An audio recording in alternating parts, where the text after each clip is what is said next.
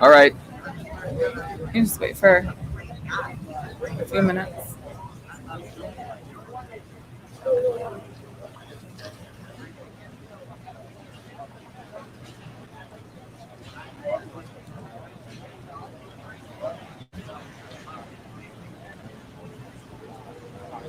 Well, I got a good audience here, don't we? Yeah. Well, lunchtime's a great time. It's lunchtime. It's perfect. Tell people we're starting in a minute. Good afternoon. We'll be starting in a minute.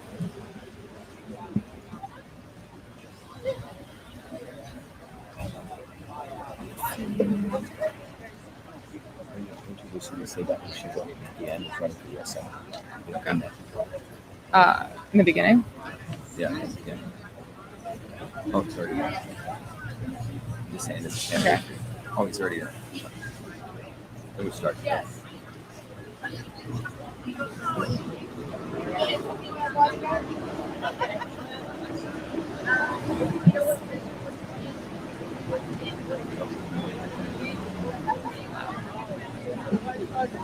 I go like. Good afternoon. My name is Jennifer Bennett. Welcome to the Fauci-Shiva debate. I will be the moderator for today. We are at the heart of biotech technology. We are at ground zero. Microsoft, Google, headquarters are over here, Facebook, Monsanto, Moderna, Amazon, Twitter's down the street, Pfizer, and all around us is MIT. We are at an important crossroads in history where there appears to be confusion on many issues, particularly related to health and well-being, most recently being highlighted with the onset of the coronavirus. It is becoming hard for us citizens to know what is truth and who to believe. Today we have two esteemed and well-known scientists, Dr. Fauci on my right and Dr. Shiva on my left, each of who have very different positions on matters related to the coronavirus and what the path should be forward. Today we have a stand-in for Dr. Fauci, as he was away on a photo shoot in Hollywood. However, we have a very qualified stand-in who was implanted with a brain chip with a 5G transmitters and will speak verbatim of Dr. Fauci's words. But he's the same height, same age, and of an Italian origin. So Dr. Anthony Fauci is an American physician, an immunologist, and he earned his undergraduate at the College of Holy Cross and then received his medical degree from Cornell University. He is the director of the National Institute of Allergy and Infectious Disease at the U.S. National Institutes of Health, focused on infectious and immune-medicated diseases. He has been in Washington for over 40 years, since 1981, a key advisor to 6 presidents since Ronald Reagan on global AIDS issues and initiatives public health against emerging infectious disease threats, including Ebola, Zika, and most recently the coronavirus disease, 2019. He was one of the principal architects of the President's Emergency Plan for AIDS Relief. Dr. Fauci is a member of the U.S. National Academy of Sciences and the U.S. National Academy of Medicine. He is the recipient of numerous prestigious awards for his scientific and global health accomplishments, including the Presidential Medal of Freedom. He has published and been cited in major peer-reviewed journals. Dr. Fauci. Thank you. Thank you.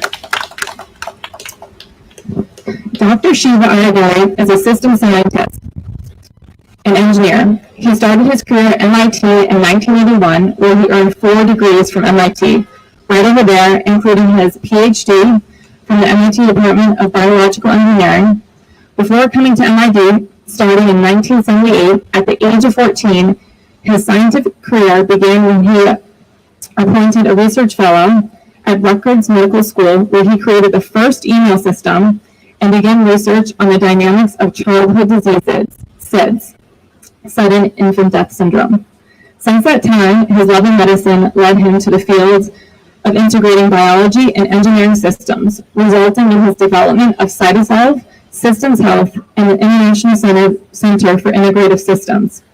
He is one of the world's leading experts on the immune system and precision and personalized medicine. He is a Fulbright Scholar and has received many prestigious scientific awards and was invited to deliver the MIT Presidential Lecture. He has been published and cited in major journals such as Nature, Cell. Currently, he serves as the chief scientist at Cytosolve and is running for U.S. Senate. Most recently, Dr. Shiva was invited by the National Science Foundation to deliver the lecture on the modern theory of the immune system. Both Dr. Fauci and Dr. Shiva came to medicine from different backgrounds. Dr. Fauci comes from conventional training as a medical doctor. Dr. Shiva comes from an engineering systems training as a PhD in biological engineering, a new field that aims to advance biology using a systems approach.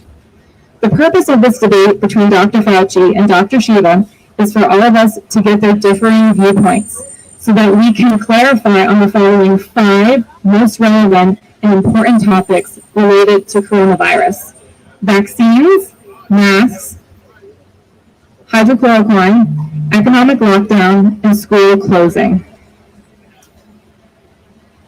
The format of the debate will be the following. For each of the 5 topics, Dr. Fauci and Dr. Shiva will have some time to present their position. I will then have the opportunity to follow up with a topic so they can respond to the rebuttal. We expect this to be about 45 minutes to 60 minutes with no break. Dr. Fauci and Dr. Shiva, do you both agree to this format? Yeah, I do. Yeah, okay, yeah. Awesome. Let's begin with our first topic, vaccines. Dr. Fauci has been a big proponent of vaccines as being the savior for coronavirus. In fact, I believe you facilitated the funding of Moderna right here in front of us in Kendall Square. On the other hand, Dr. Fauci believes in boosting the immune system. Dr. Shiva believes in boosting the immune system. He doesn't. He doesn't want to boost it. We in the public find this difference very interesting. So, Dr. Fauci, why are you a big proponent of vaccines? Well, vaccines are among the very short list of beneficial health interventions in history. If you look at everything from the number of lives that have been saved over the decades and decades since we began vaccinating people. Vaccines are highly effective and very safe. When you look at the risk-benefit ratio of the disease versus the very, very, very small risk of any adverse event that you would have with a vaccine. Relative to the coronavirus vaccine, I'm cautiously optimistic that with the multiple candidates that we have with different platforms, we're going to have a vaccine that shows a degree of efficacy that would make it deployable. The reason I think so is that one makes a pretty good immune response against the coronavirus. Even though the deaths are profound for this outbreak, over 130,000 so far, the majority of people make an immune response which clears the virus. If the body is capable of making an immune response to clear the virus and natural infection, that's a pretty good proof of concept to say that you're going to make an immune response to a vaccine. However, there's never a guarantee, ever, that you're going to get an effective vaccine. I'm concerned a little bit about the durability of response that I'm about, whether you're going to get a protective response. Thank you, Dr. Fauci. Dr. Shiva, I would like to know why you are a big promoter of immune boosting and not vaccines. Thank you, Dr. Fauci, for that detailed answer. Well, Dr. Fauci's information, unfortunately, and I don't, is old, and I'm not referring to his age. The information that he's basing the global use of vaccines for everyone basically dates back to a science which goes back to 1915. He won't admit that, but that's what it's about. It goes back to 1915, when we had a very simplistic model of the immune system composed of two boxes: the innate immune system, which is all the stuff that's in your ears, your eyes, your skin, all the stuff that viruses first interact with, which is called the innate immune system. And then another box called the adaptive immune system, which is the part of the immune system, which is, if the first part of the immune system is like the Marines that shoot everywhere, the adaptive immune system is like that basically take out the single person with what's called an antibody, or the single pathogen. And the idea of vaccines is that we're going to hit you with something inject you with something, and it's going to create antibodies subverting your innate immune system. So that's Mr. Fauci's basis or for that matter, the basis of all vaccine development. However, when I went back to MIT in 2003 and graduated in 2007, science has advanced. And today we know that the immune system is far more complicated. In fact, there's many other subsystems, the gut microbiome. All of us have about 60 trillion bacteria in our gut. We have about 380 trillion viruses. We're all walking germs. And he won't tell you that. And we also have only about 6 trillion cells. So what we learned about the immune system and the whole body since 2007 is that one size does not fit all. It's called systems biology. And you can talk to any professor right down the street. Unfortunately, they don't admit it, but that's what I learned. And so one size fits all medicine is what he's proposing, which means everyone gets a vaccine. And so, yeah, so his model is based on a model that one size fits all. The truth is that one size does not fit all. If you look at everyone out here, there's about a couple hundred people here, everyone needs different things. And his model means that all of us should listen to the government and we should all get vaccinated, force vaccinated. And based on that is where this trajectory of vaccinations is about. So I'm not pro-vax or anti-vax, to be clear. What I'm saying is that we need to move into what's called personalized and precision medicine, which means the right medicine for the right person at the right time. Now, hopefully, I hope we'll get into his background and we'll find out all the people that control him, from Bill Gates to Moderna and all these people, and they want to basically force vaccinate all of us. What is the alternative? As you asked, I believe in immune boosting. We got to boost the immune system. In Massachusetts, 98.2% of the people who died of coronavirus had pre-existing conditions. Okay, obesity, some type of pre-existing condition. The average age of someone who died in Massachusetts was 82.5. The life expectancy in Massachusetts is 80. Okay? So in my view, I don't think he cares about boosting the immune system. What he wants to do is to be the front man for vaccinations. And if we want to talk about public health, let's talk about boosting the immune system. Clean water, clean air, clean food, sunshine, hanging out with friends, you boost your immune system. This mask nonsense, I hope we get into it, does nothing to protect you.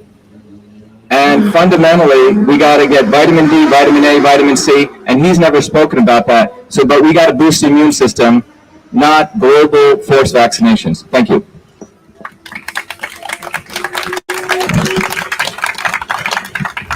Thank you, Dr. Shiva. So, Dr. Fauci, how will you be able to roll out a vaccine by this winter? When and why did you fund Moderna? What's going on right is very unique in vaccine development. We and the companies and the federal government predominantly are doing this at risk. We're going to start manufacturing doses of the vaccines way before we even know that the vaccine works. We may know whether it's effective by November or December. By that time, we hopefully will have close to 100 million doses. And by the beginning of 2021, we hope to have a couple of 100 million doses. So it isn't as if we're going to have to wait a year to get up to millions and millions and millions of doses. That's going to be done as we are testing the vaccine. That's what at risk means. I'm not particularly concerned about the safety risk of a potential coronavirus vaccine by Moderna, despite the fact it uses new technology to fight the virus. It's a novel technology, and we are certainly aware of the fact that there is not as much experience with this type of platform as there are with other standards. This is the fastest we have ever gone from identification of a new virus and doing the sequence, getting the vaccine, and going into phase 3 trial for efficacy. Concerning Moderna, my organization, National Institute of Allergy and Infectious Diseases, was involved in the collaboration with Moderna and others, including the NIH and the CEPI, Coalition for Epidemic Preparedness Innovations, to fund the development of the vaccine before January 23, 2020. This collaboration was made. Thank you, Dr. Fauci. So, Dr. Shiva, what is your solution if not vaccines for all? So if you go back, just to reiterate, Dr. Fauci's entire basis of his collaboration with Moderna. By the way, the founders of Moderna were one of my advisors at MIT when I was an undergraduate, Bob Langer. Great scientist, but I think money has got in his way also. But one of the things Mr. Fauci said was he talked about that Moderna was funded by the Coalition for Epidemic Preparedness Innovations, CEPI. Just to be clear, which he did not disclose, was CEPI is funded by the Gates Foundation, which also owns Microsoft right here. But so to answer the question on the vaccines for all, if you really look at against science, modern science, it keeps telling us that one size does not fit all. One size does not fit all, which means each one of our bodies is unique. Mandating that everyone get the coronavirus vaccine, mandating that young kids should all get 30 different vaccines in 75 doses, which is, by the way, what he and Redfield at CDC forced people to do, doesn't make any sense. It violates science. So the real solution here is we need to recognize that it's not pro-vax or anti-vax. We need to really talk about the fact that one size does not fit all, and we need to find the right solution for the right person. And again, it comes back to boosting the system. The unfortunate situation now is he talked about Moderna they're leapfrogging, they're pushing this vaccine through very rapidly. I don't know if you heard what he said. He said he doesn't care that this is one of the most unique times in history where they're moving through really fast. And just to your point, you said there's all these pharmaceutical companies here. To be very clear, if people are not aware of this, most pharmaceutical companies are going out of business. I don't know if you guys know this. These pharmaceutical companies are actually going out of business. Why? Because it takes them 13 to 15 years to create one drug, which is, by the way, a synthetic molecule. First of all, they test it in a test tube. That's why all these labs are here. Then they kill a bunch of animals, which even the FDA is saying is probably not needed. And then they do 3 phases of testing. Phase 1, small groups of humans. Phase 2, larger groups of humans. And phase 3, lots of humans. And he just said that they're not even going to do phase 1 or 2. They're going to leapfrog the vaccine to phase 3, which is all of us. So pharmaceutical companies, it takes them 13 years to create a drug, a lot of regulations, and all of us here can sue them if they hurt us. However, vaccines, you cannot sue the vaccine manufacturer. Do you guys know that? You cannot sue the vaccine manufacturer. Why? Thank you to the Kennedys. Ted Kennedy wrote in a law, sponsored a bill in 1986, which helped people like Fauci and his partners. So if your child or you get hurt from the vaccine or you die, maximum liability is $250,000. You can't sue them in court. You have to go to a thing called a vaccine court, created by Ted Kennedy, to mandate a very flawed model of vaccine started by his other brother, John Kennedy, called the National Vaccination Act of 1962. So John Kennedy passed the National Vaccination Act, which created the CDC, where all of us could get vaccinated by guidelines, and then people were getting injured, Dr. Fauci, and they were getting injured. You didn't say that. Okay? The risk was sufficient. And after they were getting injured, instead of Ted Kennedy getting rid of his brother's act, created a Band-Aid. And then you also have his very foolish brother, Robert Kennedy, who lies to a lot of women and people saying he's fighting vaccines when he's actually totally pro-vaccines and he wants to make them quote-unquote safe. So my issue is we've got to, again, boost the immune system, and it's not one-size-fits-all medicine. Thank you. Thank you, Dr. Shiva. We have about 6,000 people watching a slide, and there's some sound challenges.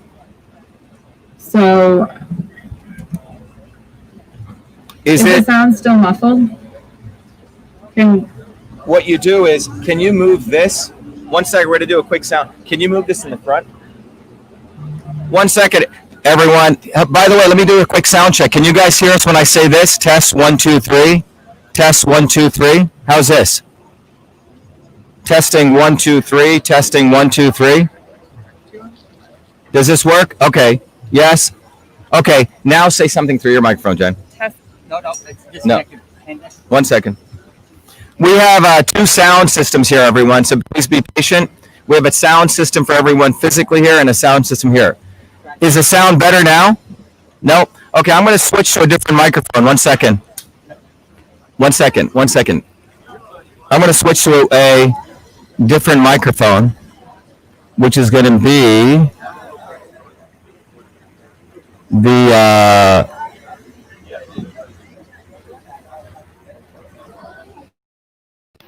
Okay, how's the sound now, everyone? Testing on the sound. Is this better? Test, test, test. Is this better? Testing 1, 2, 3. Testing sound better? Okay, good. So we're using the sound right from here. We're not using this sound anymore. So I'm going to turn this off. Can you guys still hear? Testing 1, 2, 3.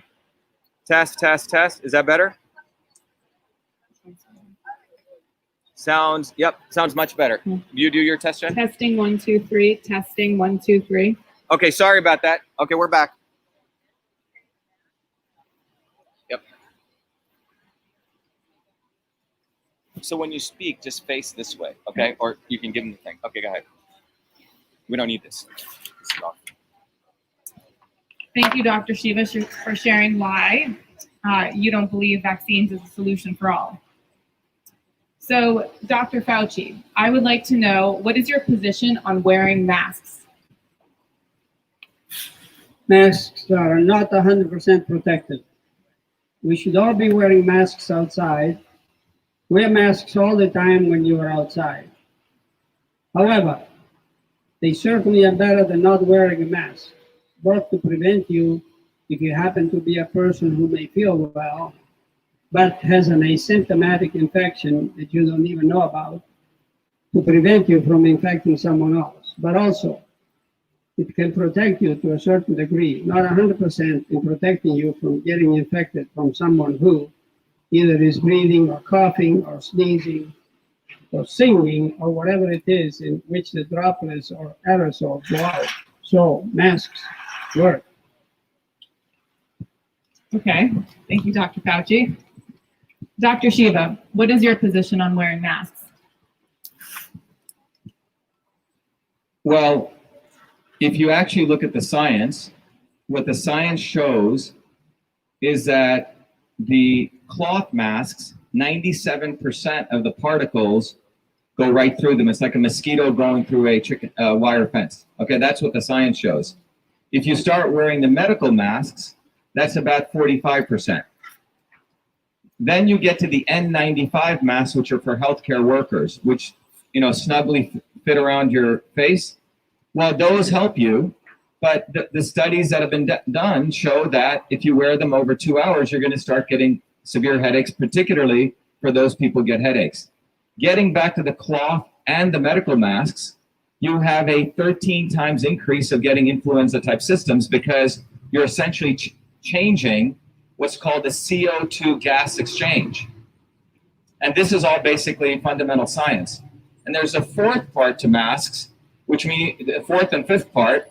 The face has some of the most important receptors, thermal receptors. All animals have amazing thermal receptors on the face, invertebrates and vertebrates.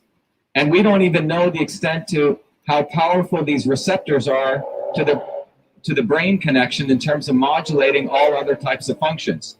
And the fifth part of this is this whole piece of creating a world of people who have masks and no masks. It's almost a segregated world.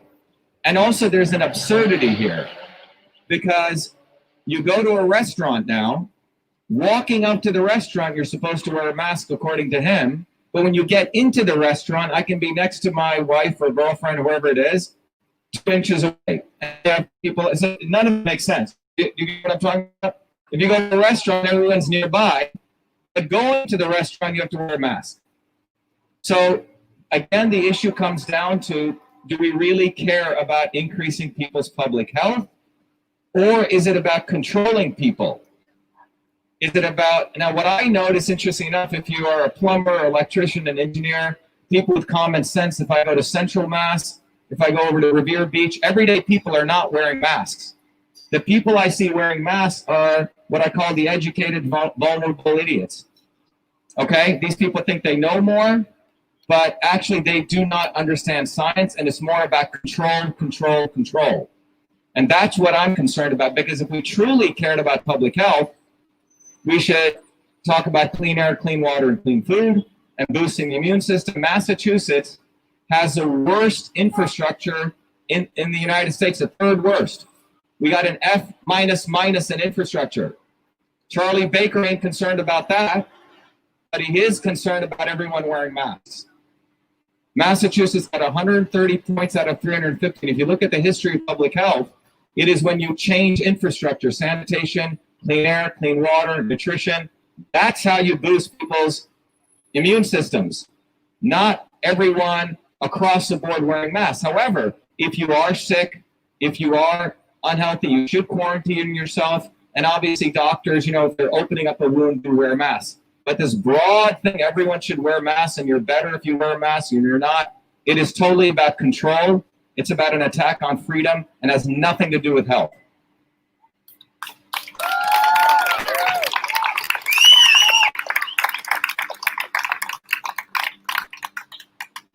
Thank you, Dr. Shiva.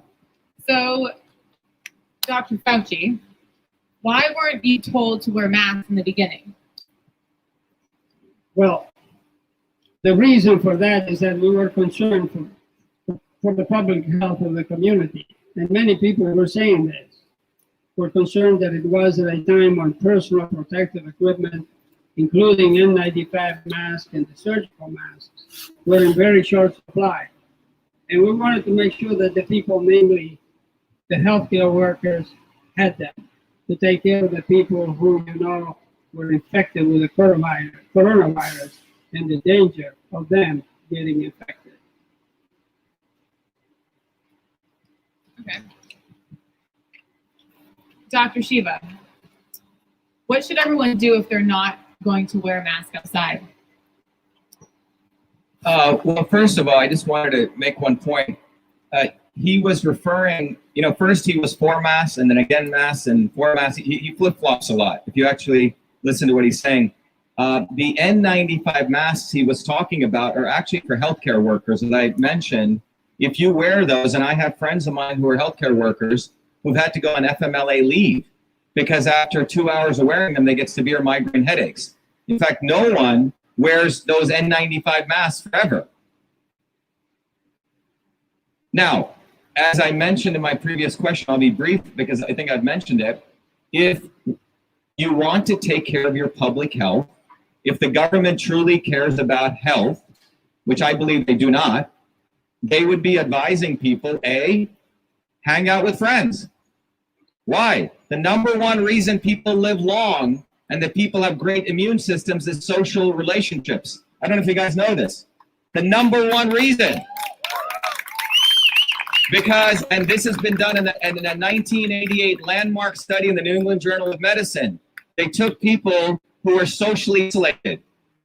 They had worse symptoms than obesity, worse symptoms than smoking, and worse than high blood pressure from social isolation. I have many friends of mine because of this fraud that's been pulled off of scaring us. I'm not saying there's not the coronavirus, but the fear mongering, people who had no symptoms of depression are now on Prozac. And those medications depress your immune system and make more money for we know who, Eli Lilly, etc. But more importantly, we do know that when you hang around with friends and you converse, you boost your immune system. In a 2015 study done by Stephen Cole at the genetic level with humans and monkeys, when people hung out together, you saw were socially distanced and socially isolated, guess what happened? Their inflammation went up, and guess what? The antimicrobial activity of their bodies went down. Your body is itself a amazing pharmaceutical system. It produces, frankly, a lot of amazing things that you need. It produces antimicrobials. So when you socially isolate people, you basically destroy their immune system. When you tell people you wear masks and those people who don't wear masks are bad people, you create more social isolation. Now, we do have a portion of the US public which is immunocompromised, a very small piece, because of poor eating, clean, dirty air, dirty water, dirty food. Yes, they should be protected. Yes, they should isolate themselves. Yes, they should take care of themselves, as I wrote to the letter of the president, which I can talk about later. But telling everyone to wear masks without educating them on boosting the immune system is criminal. So my view is we should start educating people on boosting the immune system. Well, what's unfortunate is my alma mater at MIT has gotten all involved in drugs and vaccines. And you see a lot of unhealthy MIT students. Look at them. They're not that healthy looking. I'm sorry. And they think you're smart if you look like a nerd and you're bent over and you walk horribly and you can't do anything. I'm sorry. That's what we've created, a culture of people who are unhealthy, advising us what's healthy for us. But the bottom line is forcing everyone to wear masks is criminal. It's against immune health.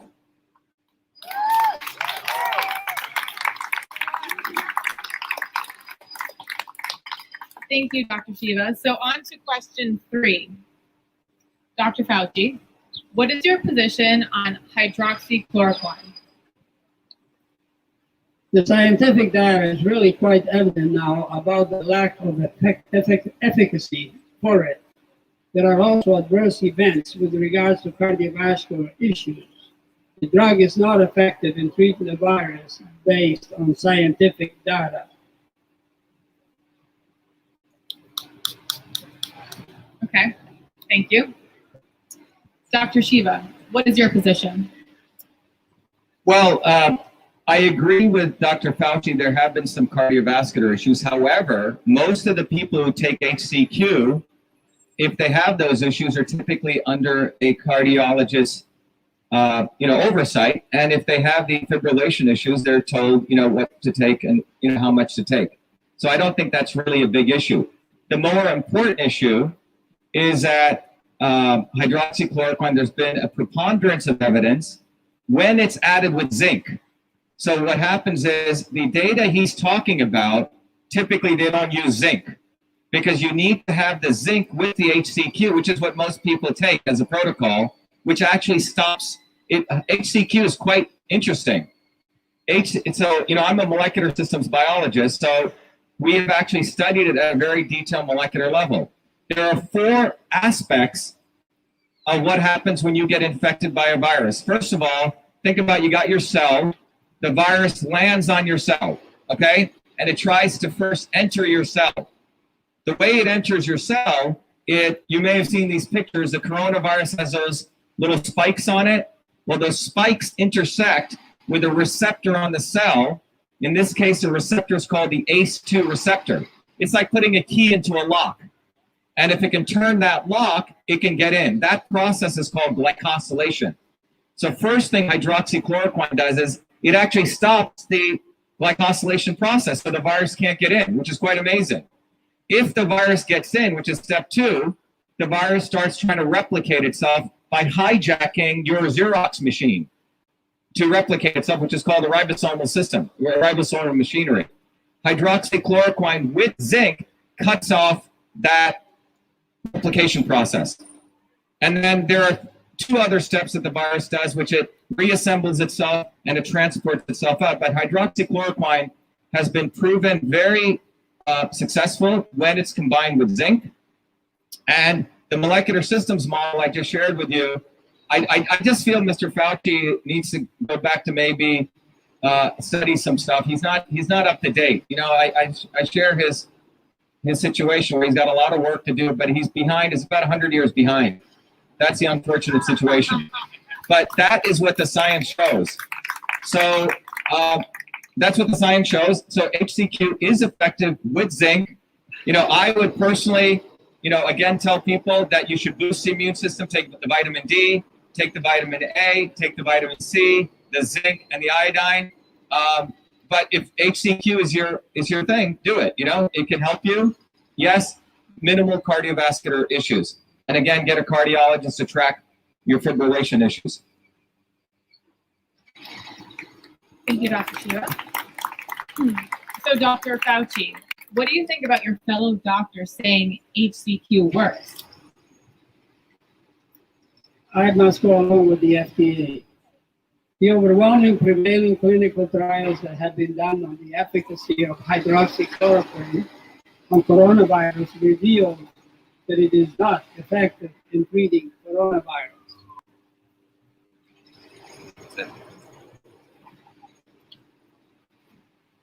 Dr. Shiva, what do you think about the doctors in HCQ?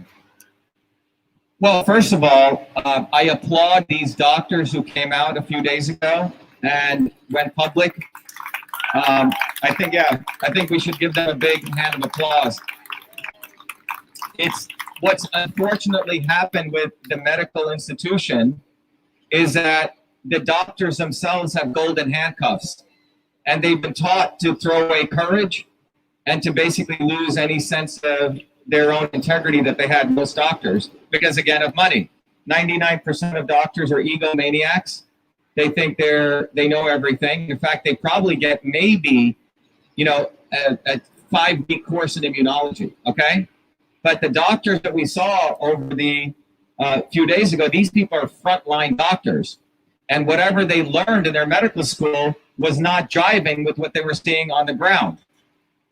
And so I applaud what they did in coming out, but I believe that's the beginning. It's a small tip of a massive iceberg of a very evil medical establishment, which is all about it's about crisis care medicine.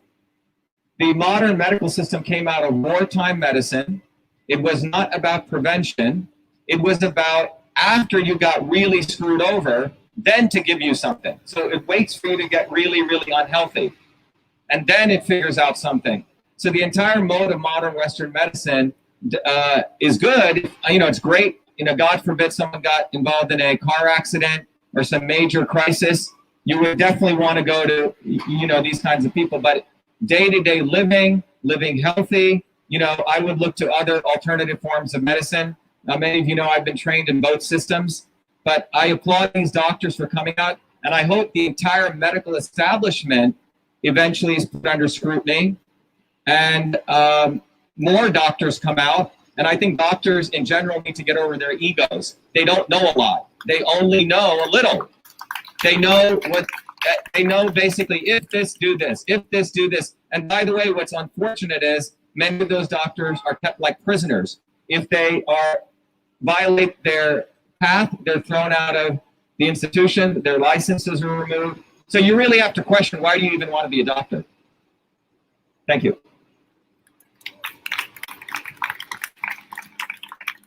Thank you, Dr. Shiva. So we're going on to the fourth question now, which is on the lockdown.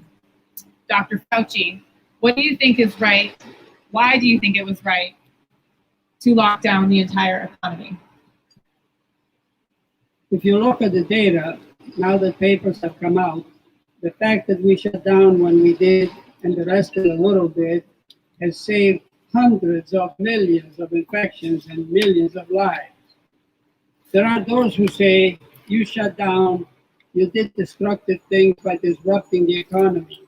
And others say, well, if you save so many infections by shutting down, why didn't you shut down 2 weeks earlier?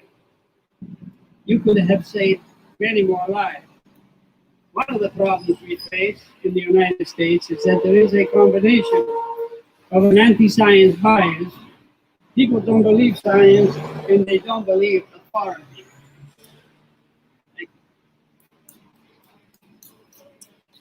Okay, and Dr. Shiva, why do you think it was right?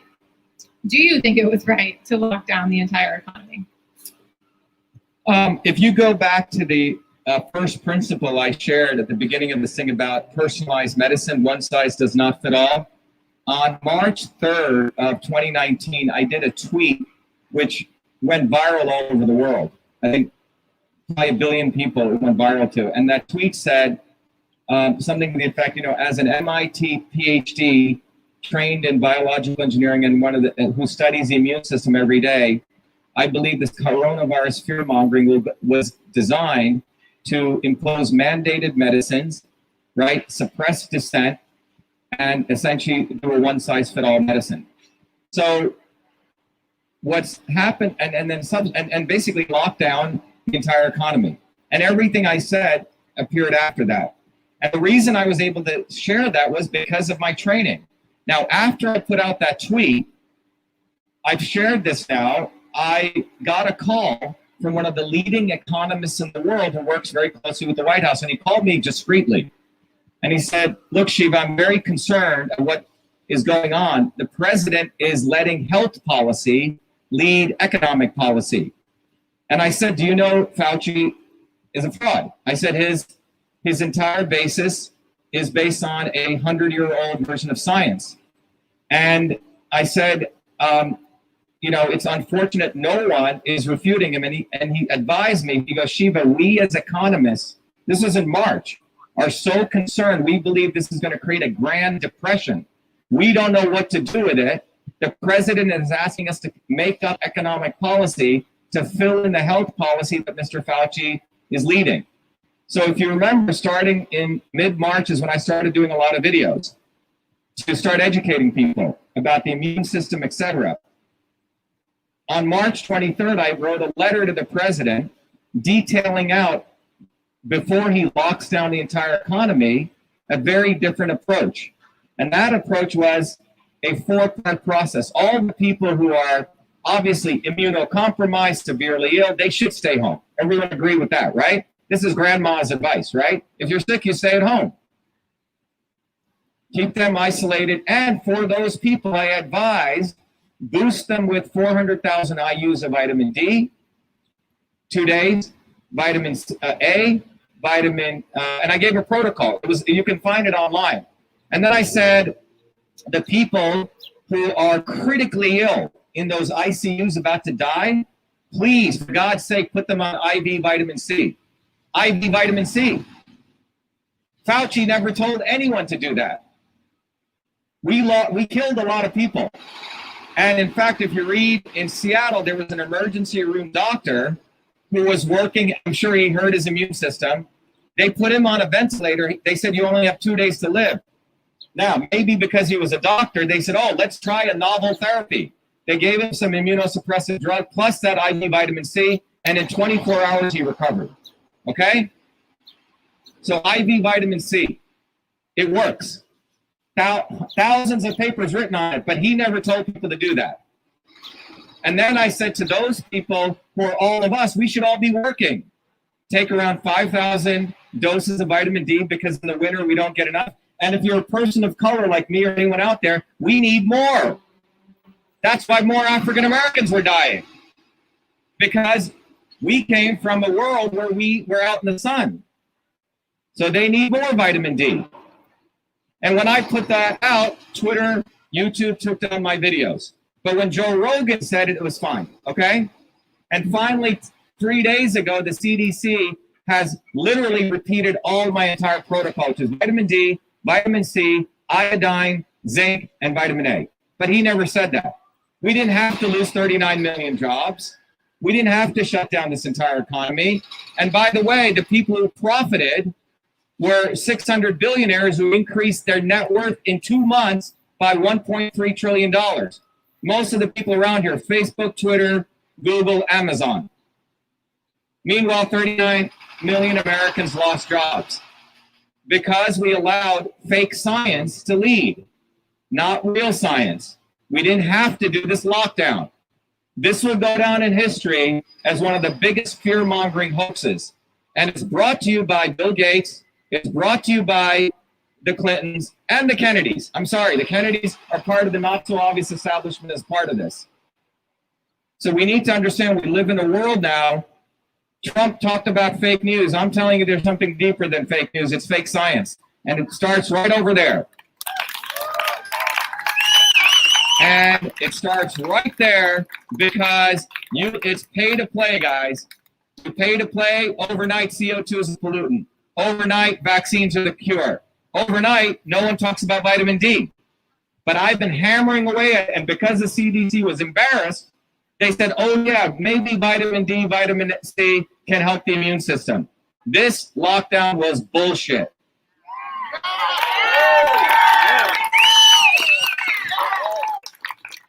Thank you, Dr. Shiva.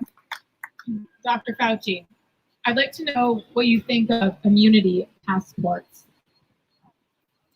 An immunity passport, I think, would be an appropriate thing, possibly, if we knew how long the duration of the antibody protection was, and whether or not a certain titer does or does not protect. If someone is infected and they are antibody positive, there's not a lot of data to say how well protected they are against reinfection. Given the fact that coronaviruses in general have a durability of infection that is not measured in multiples of years, I think there's a lot of questions about the utility of immunity passports. I'm not ruling it out. There's a possibility that we'll be using them, but it's not a perfect solution. Okay, and Dr. Shiva, what do you think of immunity passports? Yes, as I tweeted out on March 3rd, I alluded to this. So the immunity passport is basically a wonderful way for pharmaceutical vaccine manufacturers to make sure that 7.2 billion people are a captive audience to their products. That means all of us will have to get vaccinated. And again, I'm not pro or anti-vax. I believe it should be a choice you should make between you, your healthcare provider, and what's right for you, okay? That's what science shows, okay? But the immunity passports is what this is fundamentally all about, which is basically making sure you will not allow to be go out of your state. Charlie Baker's already getting ready to do that. Quarantine, into a restaurant, whatever you want to do. Travel as we freely did without ultimately having a set of vaccines. Now, if you look at what Dr. Fauci just said, he was quite nebulous about all of this. You notice that? Well, I don't think we need this. Maybe we do. So IBM, I believe, is located over there. IBM used to have a model of selling. This is a very powerful selling technique. Bill Gates knows it. All the pharmaceutical companies know it. It's called FUD, F-U-D. You ever heard of this? It means fear, uncertainty, and doubt. That was the IBM selling model. So an IBM salesperson would go to Big Blue and say, hey, look, are you going to buy from IBM or are you going to buy from the small guy? You know, when you call me, I'll always be there. You know, they created fear, uncertainty, and doubt. So everything he said is about creating fear, uncertainty, and doubt. Well, we don't know if you'll have it. We don't know how long the antibody will last. Everything is so nebulous that everyone's scared. Oh my God, I should get vaccinated. Oh my God, I don't want them next to me. That's what this is all about. Fear, uncertainty, and doubt. And when you create that and you layer it with fake science, you have a powerful weapon to manipulate masses of people. And that's what he's about. That's why they want an immunity passport. But ultimately, I see someone here pointing money. It's all about money. Forget the conspiracy for a second. Why? How many people are salespeople here? Anyone sell? Anyone run a small business? You are? Yeah. Selling is hard.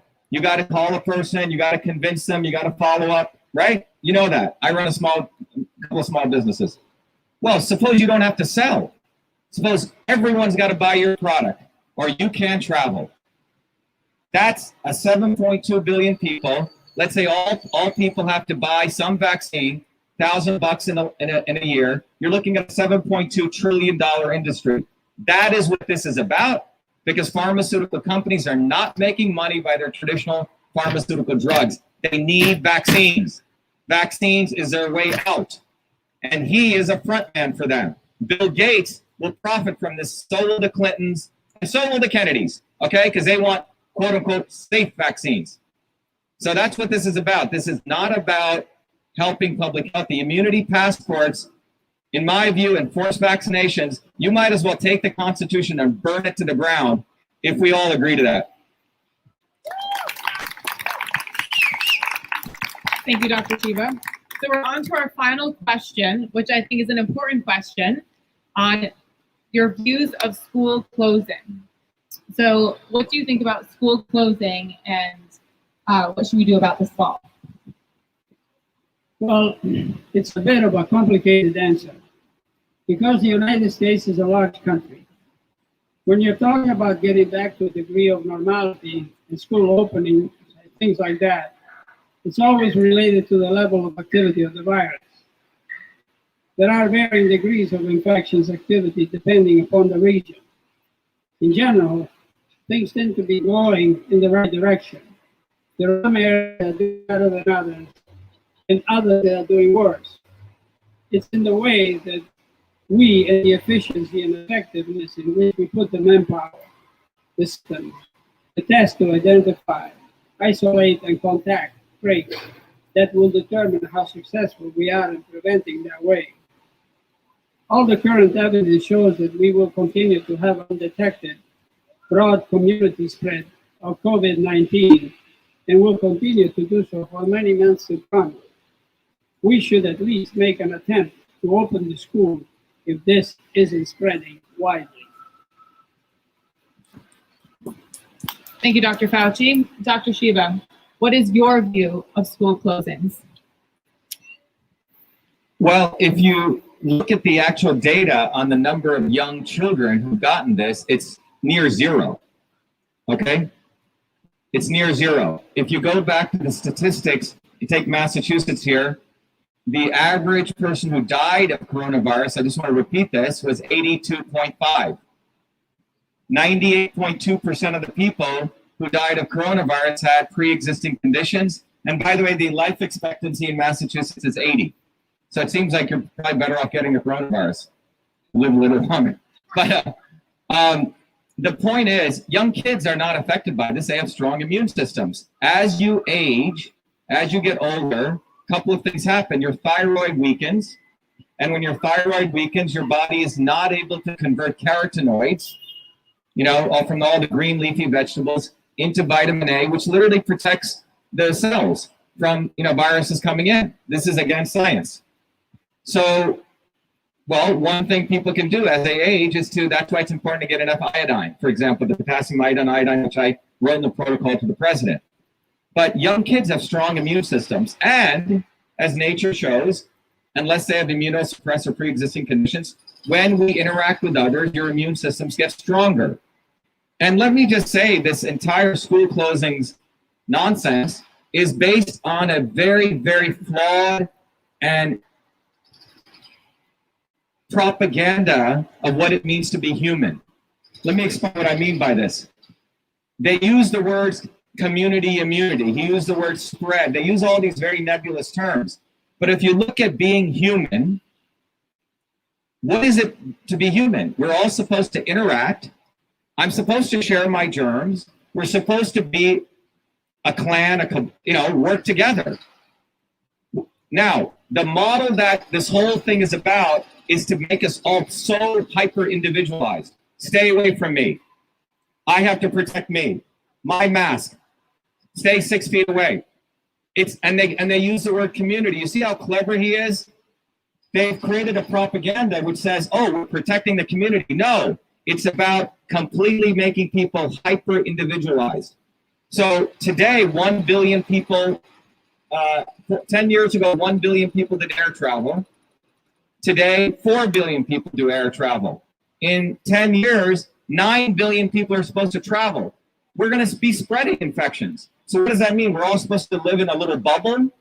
Think about what this leads to. Immunity passports, people living in bubbles, people becoming machines, not humans. That's what this is about. These people want to have a beautiful world for themselves. His funders, like Bill Gates, they'll own thousands of acres of Africa. They'll be frolicking there in their nice, horses, etc. All of us will be in little bubbles, and others who don't comply will be taken out. That's what this is about. So when you talk about school closings, it's absurd.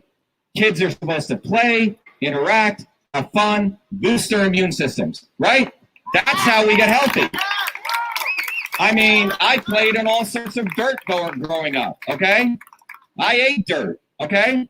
Now, what they want to do is get more and more kids immunocompromised, more and more people immunocompromised, more on lots of vaccines. So you create a pool of immunocompromised people, which you can use to justify closings, masks, etc.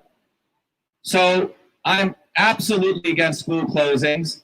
And in Massachusetts, if Charlie Baker cared about anything, he would first fix the infrastructure of this state.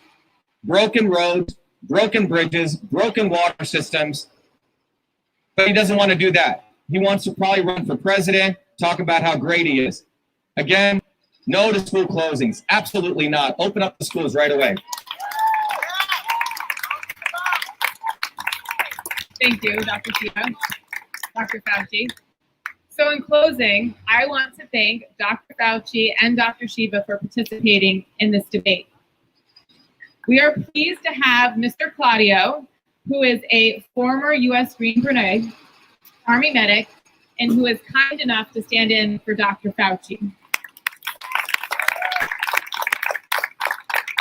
In addition, to be clear, every word that was shared by Dr. Fauci in this debate were actual statements and verbatim quotes of what he has said before. None of his positions have been altered in any manner. Now I'm going to let Mr. Claudio and Fauci and Dr. Shiva share a few words. Well, praise the Lord. That's what I want to say. Thank you, God, for giving me the strength to take a beating without rebutting. But thank you all for being here and for being a blessing to so many. If we don't stand up, we are lost. And evil will be increased if only we keep our mouth shut. So I thank you, Dr. Shiva. Thank you. Thank you, all of you. Yeah, I want to thank Claudio. I don't know if you heard, Claudio was a 27-year veteran in the U.S. Army, Green Beret, so I thank him for his service. So people talk about Fauci's service. Well, I think he's risked his life for this country. And a medic. So you're looking at a medic who probably saw all sorts of people getting wounded and shot and everything. And when he says no masks, which I did a video, which by the way, YouTube pulled down, something's wrong. But I also invited the real Mr. Fauci, Dr. Fauci here. I was willing to pay for his airline tickets. I, in fact, tweeted at the president to give him a day off. And I also told him I put him up in a 5-star hotel. But the reality is, if you really unravel this, Fauci is Hollywood. That's who he is. He loves to be in front of the camera. He's so happy that George Clooney and Leonardo DiCaprio and Brad Pitt love him. And look, I was out in Hollywood, and I can tell you there's a lot of, unfortunately, people who want to be celebrities, different from actors. There's a few great actors out there. But most of them have golden handcuffs, and Hollywood supports Fauci. Science, I believe, will support the positions I've shared today. So I want to thank everyone coming out here. Many of you know we did this. We didn't know how it was going to turn out, but we got a lot of great people out here. I am running for United States Senate, as many of you know, on a platform of truth, freedom, and health. I never thought I'd be running for Senate. The 3 guys I'm running against are all lawyers, and the media never gets us play, never puts us out there, and afterthought they will come to us. But we are doing a very different campaign by doing events like these. We're charting our own destiny, and the kind of people that are coming to this campaign are working people. It's not like Bernie Sanders type people who want to do whatever. The people all around here are working people. People who actually have jobs or mothers who have to do real stuff, and they take time off their day to support this campaign. September 1st is the primary. And they do not expect me to win the Republican primary. By the way, I do not give a damn about the GOP establishment or the Democratic Party establishment. I have to run on one party because they kept me off the debate stage last year. So let's, screw these parties, left and right, black and white. It's time working people unite and stand up for truth, freedom, and health. So you got to get out there and vote September 1, because if we win that Republican primary, it's like a nuke went off in Kendall Square. That's good. I'm going to tell you, they don't expect us to win.